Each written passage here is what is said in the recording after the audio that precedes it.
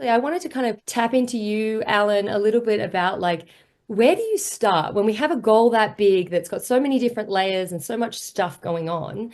Where do we even begin, or where should we begin? Yeah, I think the why is critically important. Most people, if you ask them, what's the first thing that you do when you try to go to climb an Everest or a K2 or even a Mount Rainier or Mount Cook, then the first thing they'll say is, well, you've got to be in the best shape of your life. And I think it's an and. And by the way, I don't call it the best shape of your life. I call it to be in Everest shape, which is greater than the best shape of your life. Being in the best shape of your life is probably not good enough to go to Everest.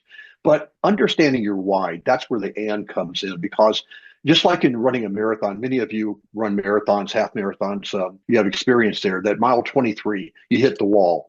And the same thing happens on these big peaks. You're going to hit the wall, I promise you. You can be 18 or 68 or 65, whatever. And at some point, you're going to hit the wall. Now, it may be a mental wall. More often than not, it's going to be a physical wall where you're just going to say, God, I'm done. And many of you probably have experienced that on some previous climbs. And somehow or another, you've got two choices basically. You keep going or you turn around. And if you don't know why you're there, it's just too easy to turn around and just go home.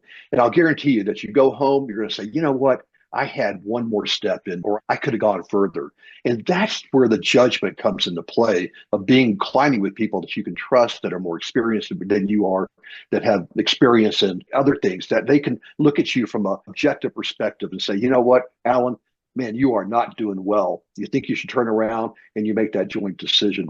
But the why comes into play because you can draw on that why. And I promise you, if you know clearly, unambiguously what your why is, you're going to draw energy from that why. And that's going to do two things. One, it's either going to allow you to keep going or it's going to allow you to make a well informed decision about what to do next.